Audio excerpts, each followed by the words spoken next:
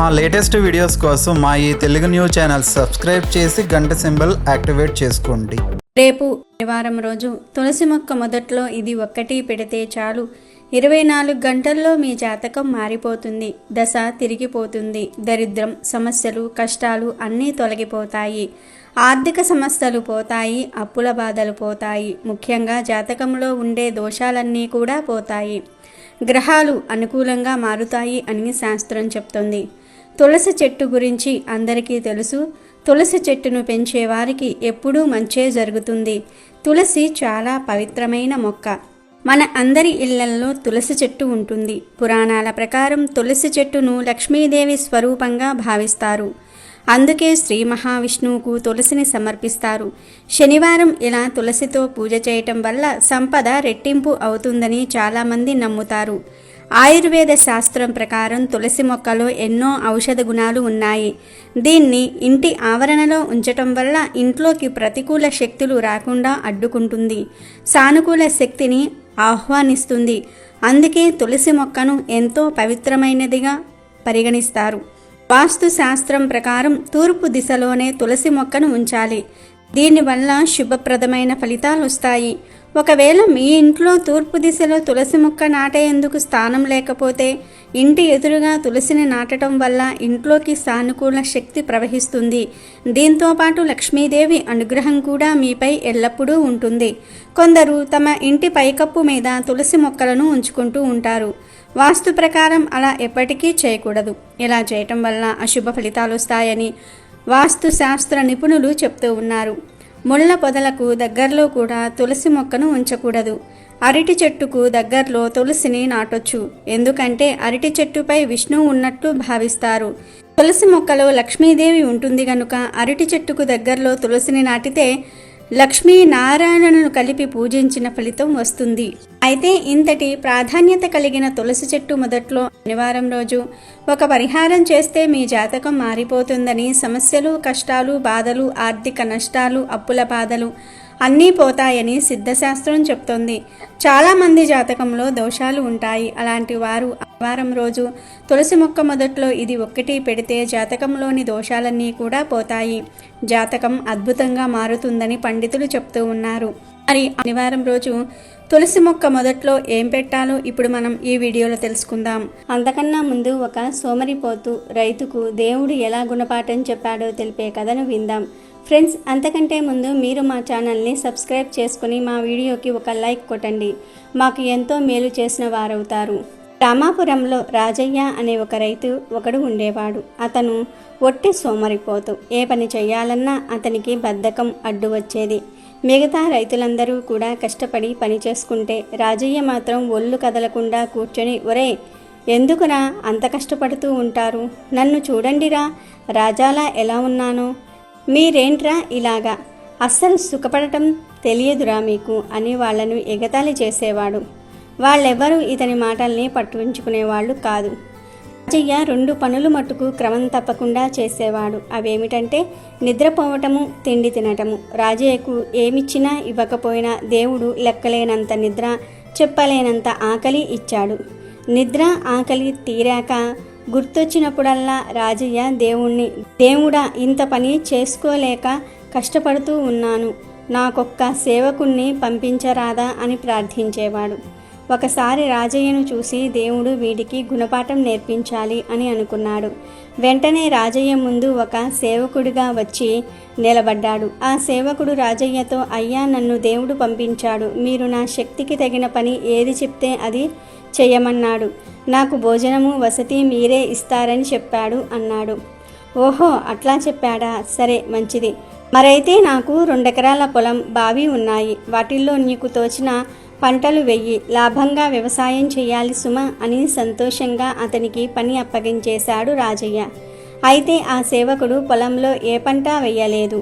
పైపెచ్చు రాజయ్య గట్టిగా ఏదైనా పని చెప్తే, ఇది నా శక్తికి మించిన పనండి, దేవుడు నా శక్తికి తగిన పని చెప్తే చేయమన్నాడు తప్ప శ్రమపడవని చెప్పలేదు అనటం మొదలెట్టాడు. వాడికి వంట చేసి పెట్టటము, వాడి అవసరాలు తీర్చటము, వాడి చేత పని చేయించటంతోటే రాజయ్యకు తల ప్రాణం తోకకు రాసాగింది. ఒకనాడు ఇదిగో ఈ ఎద్దుల జతను తీసుకుని వెళ్ళి పొలం దున్ను అని సేవుడికి చెప్పి ఇంటికొచ్చేశాడు రాజయ్య. సేవకుడు పొలం దున్నుతూ ఉంటే అతనికి 2 లంకె బిందెలు దొరికాయట. కానీ అతను వాటిని రాజయ్యకు ఇవ్వకుండా తనే దాచేసుకున్నాడు. అయితే ప్రక్క పొలంలో దున్నుతున్న రైతు ఆ సంగతిని గమనించి చెప్తే రాజయ్య సేవకుడిని నిలదీశాడు. అవును, దొరికాయి. అయితే ఏంటంట అన్నాడు ఆ సేవకుడు దురుసుగా. నా పొలంలో దొరికితే అవి నావి అన్నాడు రాజయ్య. నాకు ఆ సంగతి తెలీదు. నాకు దొరికినవన్నీ నావే. అసలు పనిచేస్తున్నది నేను, కూర్చుని తినేది మీరు. ఇది ఎలా కుదురుతుందండి? అయినా ముందు నాకు ఆకలేస్తున్నది. ఊరకే తగువులాడటం మాని అన్నం పెట్టండి అన్నాడు సేవకుడు. మర్యాదగా నా బిందెలు నాకు ఇవ్వకపోతే కొత్వాలు దగ్గర ఫిర్యాదు చేస్తాను, జాగ్రత్త అని బెదిరించాడు రాజయ్య. అవి మా లోకంలో నడవవండి. అయినా ఏం చెప్పుకుంటారో చెప్పుకోండి. భూమిలో దొరికినవి రాజుకు చెందుతాయని చెప్పి వాటిని రాజుగారికి అప్పచెప్తాను అన్నాడు సేవకుడు. దేవుడా, నాకు ఇలాంటి సేవకుణ్ణి పంపించావేమి? వీడిని తీసుకుని పో అని మొత్తుకున్నాడు రాజయ్య. అప్పుడు దేవుడు ప్రత్యక్షమై, మరి నువ్వేగా సేవకుడు కావాలి అని ఒకటే వేధించింది అన్నాడు. దానికి ఇట్లాంటి వాడినా నాకిచ్చేది అన్నాడు రాజయ్య. చూడు రాజయ్య, మనుషులన్నాక ఎవరి ప్రవృత్తులు వాళ్లకు ఉంటాయి. పనిచేసే వాళ్లే గొప్పవాళ్ళు, మిగిలిన వాళ్ళు వాళ్లతో సర్దుకుపోతూ ఉండాలి. అయితే నీకు అక్కర్లేకపోతే నువ్వు సేవకుణ్ణి పెట్టుకోకు అన్నాడు దేవుడు. నాకు అక్కర్లేదు అని రాజయ్య అనగానే సేవకుడు కాస్త మాయమైపోయాడు. లంకె బిందెలు అతనితో పాటే మాయం. రాజయ్య మళ్ళీ మొత్తుకున్నాడు. అప్పుడు దేవుడు నవ్వి, రాజయ్య, ఇదిగో ఈ చీమల్ని చూడు, ఎంత కష్టపడి తమ ఆహారాన్ని తాము సంపాదించుకుంటూ ఉన్నాయో. కష్టపడితేనే ఫలితం, లేకుంటే ఏమీ లేదు. అక్కడ చూడు, పిల్లలు ఎంత శ్రమపడి చెట్ల మీద పండ్లను కోసుకుంటున్నారో. పండ్లు వాళ్ళ దగ్గరికి వచ్చి రాలిపడాలంటే సరిపడదు కదా మరి. ఊరికే వచ్చిన సేవకులతో పని చేయించుకొని హాయిగా బ్రతకాలనుకోవటం తప్పు. నీ శ్రమకు తగిన పని నువ్వు చేయటమే సరైనది అని దేవుడు మాయమైపోయాడు.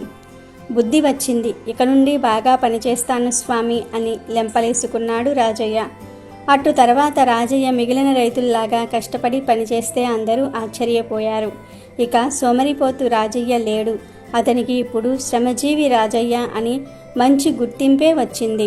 వీడియోలోకి వస్తే చాలా మంది ధన సమస్యల వలన సతమతమవుతూ ఉంటారు. అప్పుల బాధలతో, ఆర్థిక సమస్యలతో అవమానపడుతూ బాధపడుతూ జీవిస్తారు. కొంతమందికి జాతకంలో దోషాలు ఉంటాయి. ఆ దోషాల వలన ఏ పని చేసినా కలిసి రాదు. ఇలాంటి సమస్యలన్నీ ఎదుర్కొనే వారందరూ కూడా శనివారం రోజున చక్కగా కొంచెం పసుపు తీసుకోండి. ఆ పసుపులో కొన్ని పాలు పోసి చిన్న ఉండలాగా చుట్టండి. అంటే ఒక గోళీ సైజ్ అంతా ఉండ చుట్టండి. ఆ తర్వాత ఆ ఉండను మీ చేతిలో పట్టుకొని ఒక్కసారి ఇల్లంతా తిరగండి. అంటే ఇంట్లో అన్ని గదులలో తిరగండి. బెడ్రూము, కిచెను, హాలు, బాత్రూమ్ ఇలా అన్ని రూమ్స్ తిరిగేసిన తర్వాత ఆ పసుపు ఉండను చేతిలో పట్టుకుని మీరు పూజలు చేసి తులసి మొక్క దగ్గరకు వెళ్ళండి. వెళ్ళి తులసి మొక్క మొదట్లో చిన్న గొయ్యిలాగా తీసి ఆ గొయ్యిలో పసుపు ముద్దను పెట్టి పూజ చేయండి. ఇలా పూజ చేసిన తర్వాత ఒక్కసారి తులసి చెట్టుకు నమస్కారం చేసుకొని ఇక్కడితో మా ఇంటికి పట్టిన దరిద్రం పోయింది అని మనసులో అనుకుని ఇంట్లోకి వెళ్ళిపోండి. ఇలా చేయటం వలన మీ ఇంటికి పట్టిన దరిద్రాన్ని, మీ సమస్యలను తులసి మొక్క లాగేసుకుంటుంది. జాతక దోషాలను పోగొడుతుంది. ధనం వచ్చేలాగా చేస్తుంది. ఈ పరిహారాన్ని ఉదయం లేచినప్పటి నుండి రాత్రి 7 ఎప్పుడైనా సరే చేయవచ్చు. ఆడవారు, మగవారు ఎవరైనా సరే ఈ పరిహారం చేసుకోవచ్చు. కానీ నెలసరిలో ఉన్న ఆడవారు ఈ పరిహారం చేయకూడదు. ఈ పరిహారం చేసిన 24 గంటల్లోనే మీకు ఖచ్చితంగా ఏదో ఒక పాజిటివ్ మార్పు అనేది కనిపిస్తుంది. ఏదో ఒక శుభవార్త వింటారు. జాతక దోషాలు పోతాయి. జాతకం అద్భుతంగా మారిపోతుంది. కాబట్టి మీరు కూడా శనివారం రోజు తులసి మొక్క మొదట్లో ఇది ఒక్కటి పెట్టి మీ జాతకాన్ని మార్చుకొని సంతోషంగా జీవించండి. శనివారం ఆడవాళ్ళు ఈ 3 పనులు అస్సలు చేయకూడదు. చేస్తే కటిక దరిద్రం అనుభవిస్తారు. ఇంట్లో నుండి లక్ష్మీదేవి వెళ్ళిపోతుంది. శని ప్రభావానికి గురి అవుతారు. ఎలాంటి పనులు మొదలుపెట్టినా ఆటంకాలు ఎదుర్కొంటారు. శనివారం రోజున శనిదేవుని ప్రభావం నుండి తప్పించుకోవడానికి ఎన్నో చేస్తారు, కానీ ముఖ్యంగా ఈ 3 పనులు మాత్రం అస్సలు చేయకూడదు. మరి ఏ పనులు చేయటం వల్ల శనిదేవుడు ప్రసన్నం అవుతాడో, ఆడవాళ్ళు శనివారం రోజున ఏ పనులు చేయకూడదో ఇప్పుడు మనం ఈ వీడియోలో తెలుసుకుందాం. మామూలుగా శనిదేవుడు అంటే చాలామంది భయపడతారు. వాస్తవానికి శనిదేవుడు చాలా మంచివాడు. అమ్మా నాన్నల ప్రేమను శనిదేవుడు చూపిస్తాడు. శని భగవానుడు అంటే నీతి, న్యాయము, ధర్మబద్ధతకు కట్టుబడి ఉంటాడు. గోచార రీత్యా శనిదేవుని అశుభ దృష్టి ఉన్నవారు భక్తితో కొలిచి ధర్మబద్ధంగా జీవించే వారిని ఎలాంటి కీడు చేయకుండా కాపాడుతాడు. స్వామివారిని నువ్వులతో, నూనెతో, నల్లని వస్త్రంతో అభిషేకం చేస్తే ఎంతో మంచిది. అయితే ఎలాంటి అభిషేకాలు చేయాలి, ఎలా చేయాలో కూడా తెలుసుకుందాం. శనిదేవుడికి నువ్వుల నూనెతో అభిషేకం చేయాలి. కుటుంబ, ఉద్యోగ, వ్యాపార, ఆరోగ్య, కోర్టు కేసులు, శత్రువులు, రుణాల నుంచి విముక్తుల్ని చేయాల్సిందిగా మొక్కుకొని నియమాలు పాటించాలి. శనీశ్వరుడి ఆలయం నుంచి బయటకు వదిలేటప్పుడు అక్కడ ఉన్న భిక్షగాళ్లకు, పేదవారికి శక్తి కొలది ఆహార రూపంలో కానీ, వస్త్ర, ధన రూపంలో కానీ దాన ధర్మాలు విరివిరిగా విశాల హృదయంతో చేస్తే మంచి ఫలితాలు దక్కుతాయి. శనివారం రోజున ఆకలితో ఉన్నవారికి, మూగ జీవాలకు భోజనం పెడితే మంచిది. ఉదయం సూర్యోదయం కాగానే శరీరానికి నువ్వుల నూనె రాసుకొని గంట తర్వాత స్నానం చేయాలి. ఇలా చేస్తే శని అనుగ్రహాన్ని పొందవచ్చునని పురాణాలు చెప్తూ ఉన్నాయి. మూగ జీవులకు ఆహారాన్ని, నీటిని ఏర్పాటు చేసుకోవాలి. కాకులకు బెల్లంతో చేసిన రొట్టెలను నువ్వుల నూనెతో కాల్చి చిన్న చిన్న ముక్కలుగా చేసి కాకులకు వెయ్యాలి.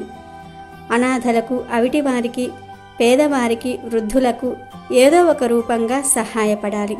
జీవిత భాగస్వామితో సఖ్యతతో మెలగాలి. ప్రతిరోజు తల్లిదండ్రులకు పాద నమస్కారం చేసుకోవాలి.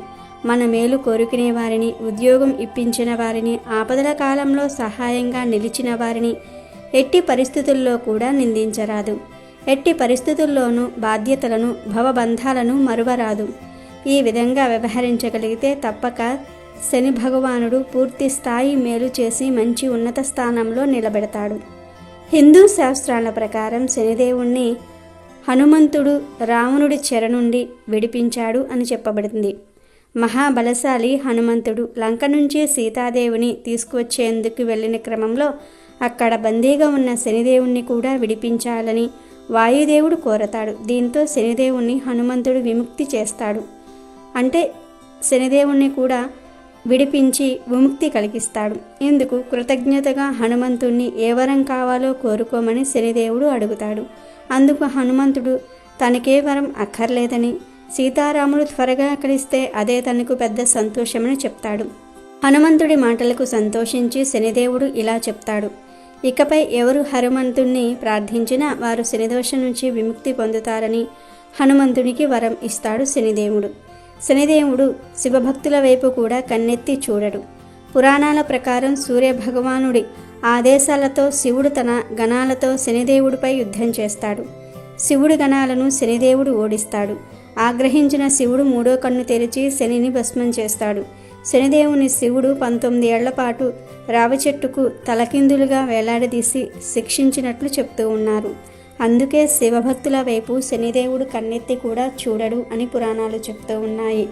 శివుడు శనిదేవుణ్ణి రావి చెట్టుకు వేలాడదీసి శిక్షించినందుకు శనికి రావి చెట్టు అంటే భయం. శనివారం నాడు ఎవరైతే రావి చెట్టుకు పూజలు చేస్తారో శనిదేవుడు వారి వైపు కన్నెత్తి చూడడు. అలాగే హనుమాన్ భక్తుల వైపు శని కన్నెత్తి కూడా చూడడు. అందుకే శనివారం నాడు హనుమాన్ చాలీసా పఠించటం ద్వారా శని ప్రభావం నుండి బయటపడవచ్చు అని పురాణాలు చెప్తూ ఉన్నాయి. శనివారం రోజున చేసే పనులలో ఆడవారు తప్పకుండా కొన్ని జాగ్రత్తలు పాటించాలని జ్యోతిష్య శాస్త్రాలు చెప్తూ ఉన్నాయి. శనివారం రోజున ఆడవారు తప్పనిసరిగా సూర్యోదయానికి ముందే నిద్రలేచి స్నానం చేసి దీపారాధన చేయాలి. ఎవరైతే శనివారం రోజున సూర్యోదయం కాకముందే దీపారాధన చేస్తారో వారిపై శనిదేవుని అనుగ్రహం ఉంటుంది. మిగిలిన రోజులలో లేచినా లేవకపోయినా శనివారం రోజున మాత్రం తప్పనిసరిగా నిద్రలేవాలి. శనివారం రోజున నువ్వుల నూనె, పత్తి, అగ్గిపెట్టి, సూది కొనకూడదు. ఒకవేళ వీటిని కొంటే అప్పుల పాలవుతారు. అలాగే శనివారం రోజున వీటిని కొంటే అష్ట కష్టాలు పడతారు అని జ్యోతిష్య శాస్త్రం చెప్తోంది. శనివారం రోజున తల్లిదండ్రులను, వృద్ధులను, ఇతరులను ఎవ్వరినీ అవమానించకూడదు.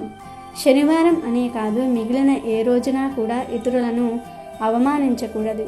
ఎవరైతే ఇతరుల పట్ల అవమానంగా, అసభ్యంగా ప్రవర్తిస్తారో వారిపై శని ప్రభావం ఖచ్చితంగా పడుతుంది. అష్ట కష్టాలు, కటిక దరిద్రాన్ని అనుభవిస్తారు. శనివారం రోజున ఆడవారు ఉప్పును, నూనెను ఎవ్వరికీ దానంగా ఇవ్వకూడదు. కాబట్టి ఆడవారు ఈ శనివారం రోజున సూర్యోదయానికి ముందే నిద్రలేచి దీపారాధన చేయాలి. నువ్వులు, నూనె, ఉప్పు వంటివి ఎవ్వరికీ దానం రూపంలో ఇవ్వకూడదు. అలాగే శనివారం రోజున ఆడవారు తోటకూరను వండకూడదు. ఎవరైతే శనివారం రోజున ఈ పనులను చేస్తారో వారిపై శని ఆగ్రహాన్ని చూపిస్తారు. జన్మ జన్మల పాపం మూట కట్టుకుంటారు. ఎవరైతే శనివారం ఈ పనులను చేస్తారో వారిపై శని ఆగ్రహాన్ని చూపిస్తారు. జన్మ జన్మల పాపం మూట కట్టుకుంటారు. కాబట్టి ఆడవారు తప్పనిసరిగా ఈ శనివారం రోజున ఈ పనులను అస్సలు చేయకూడదు. అలాగే శనివారం రోజున ఎవరిని అవమానించకూడదు. అలాగే శనిదేవునికి నువ్వుల నూనెతో అభిషేకం చేయండి. హనుమంతుణ్ణి, శివుణ్ణి ఆరాధించి శని ప్రభావం నుండి తప్పించుకోండి. రావి చెట్టు చుట్టూ ప్రదక్షిణలు చేసి సూర్యాస్తమయం అయిన తర్వాత రావి చెట్టు దగ్గర దీపం వెలిగించండి. అలాగే ప్రతి శనివారం మూగజీవాలకు ఆహారం పెట్టండి. శనిదేవుని అనుగ్రహాన్ని పొందండి. ధర్మబద్ధంగా క్రియలను పాటించి, అంటే ధర్మబద్ధంగా మీరు చేయవలసిన పనులను చేసి శనిదేవుని ప్రసన్నుని చేసుకోండి. అంటే మనం ధర్మబద్ధంగా కష్టపడి జీవిస్తే శనిదేవుని యొక్క అనుగ్రహం మనపై ఎప్పుడూ ఉంటుంది. శనిదేవుడు చాలా మంచివాడు.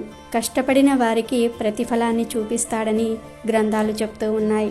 కాబట్టి మనం ధర్మంగా, న్యాయబద్ధంగా చేసే పనులకు శనిదేవుని అనుగ్రహం ఎల్లప్పుడూ ఉంటుంది. కాబట్టి ఇప్పుడు మనం చెప్పుకున్న ఈ పనులను శనివారం చేయకుండా శనిదేవుణ్ణి పూజించి, ఆంజనేయ స్వామిని, శివుణ్ణి కూడా పూజించి ఆ శనిదేవుని యొక్క అనుగ్రహాన్ని పొందండి. అమెజాన్లో బెస్ట్ డిస్కౌంట్స్ కోసం వీడియో డిస్క్రిప్షన్లో లింకు ఉంది, చూడండి. అలాగే మా టెలిగ్రామ్ ఛానల్ సబ్స్క్రైబ్ చేసుకోండి.